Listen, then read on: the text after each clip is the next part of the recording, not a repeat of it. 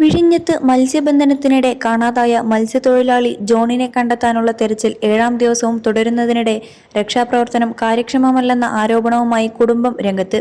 തിരച്ചിൽ തൃപ്തികരമല്ലെന്നും ബന്ധപ്പെട്ട വകുപ്പുകൾ സമയോചിതമായി ഇടപെട്ടില്ലെന്നും ജോണിന്റെ മകൾ ജിജി ആരോപിച്ചു. കളക്ടറുമായി നടത്തിയ കൂടിക്കാഴ്ചയിലും നിരാശയാണുണ്ടായതെന്ന് ജിജി പറഞ്ഞു. ഞങ്ങൾ ആവശ്യപ്പെടുന്നത് എഴുതി നൽകാനാണ് കളക്ടർ പറയുന്നത്. അതെഴുതേണ്ടത് ഞങ്ങളാണെങ്കിൽ നിങ്ങൾ അവിടെ ഇരിക്കുന്നത് എന്തിനാണ് എന്നായിരുന്നു അവരുടെ ചോദ്യം. ഇതുവരെ നടന്ന തെരച്ചിൽ ഫലപ്രദമല്ലെന്നും 2 എയർക്രാഫ്റ്റ് ഉപയോഗിച്ച് വെറും 1.5 മണിക്കൂർ മാത്രമാണ് പരിശോധന നടത്തിയതെന്നും അവർ വിമർശിച്ചു. അതേസമയം മുഖ്യമന്ത്രിയുടെ പരാമർശവും മത്സ്യത്തൊഴിലാളി സമൂഹത്തെ വേദനിപ്പിച്ചതായി ജിജി പ്രതികരിച്ചു.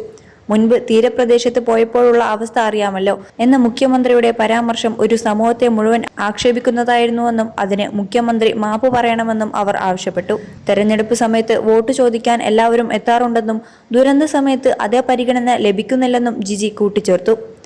അപകടം നടന്ന ആദ്യ മണിക്കൂറുകളിൽ തന്നെ ശക്തമായ രക്ഷാപ്രവർത്തനം ഉണ്ടായില്ലെന്നും കുടുംബം ആരോപിക്കുന്നു. മണിക്കൂറുകളോളം കടലിൽ ജീവൻ രക്ഷിക്കാൻ പൊരുതിയ ശേഷമാണ് മറ്റു മത്സ്യത്തൊഴിലാളികൾ രക്ഷപ്പെട്ടതെന്നും ഇത് രക്ഷാപ്രവർത്തനത്തിലെ വീഴ്ച വ്യക്തമാക്കുന്നതാണെന്നും ജിജി പറഞ്ഞു. 21 ലക്ഷത്തോളം സന്തുഷ്ടരായ ഉപഭോക്താക്കളും 2 ലക്ഷത്തോളം തിമിര ശസ്ത്രക്രിയകളും പൂർത്തിയാക്കിയ മലബാറിലെ ഏക കണ്ണാശുപത്രി Alsalama eye hospital, hospital road, Perinthalmanna. Fisheries മന്ത്രിയോ മറ്റു മന്ത്രിമാരോ ഇതുവരെ വീട്ടിലെത്തി ആശ്വസിപ്പിക്കുകയോ ഫോണിൽ ബന്ധപ്പെടുകയോ ചെയ്തിട്ടില്ലെന്നും കുടുംബം ആരോപിച്ചു. ജൂലൈ 31-ന് വിഴിഞ്ഞത്ത് മത്സ്യബന്ധനത്തിനിടെ ബോട്ട് മറിഞ്ഞാണ് ജോൺ കാണാതായത്. കോസ്റ്റ് ഗാർഡിന്റെയും മറ്റ് രക്ഷാസംഘങ്ങളുടെയും നേതൃത്വത്തിൽ തിരച്ചിൽ തുടരുകയാണ്. അതോടൊപ്പം മുഖ്യമന്ത്രി വി.ടി. സതീശനെ അപകീർത്തിപ്പെടുത്തുന്ന തരത്തിൽ ഫേസ്ബുക്ക് കമന്റിട്ട യുവാവ് അറസ്റ്റിൽ.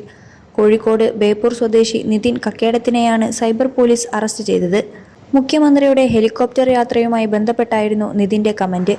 ബേപ്പൂർ ബ്ലോക്ക് കോൺഗ്രസ് കമ്മിറ്റി അംഗം നൽകിയ പരാതിയിലാണ് യുവാവിനെതിരെ കേസെടുത്തത്.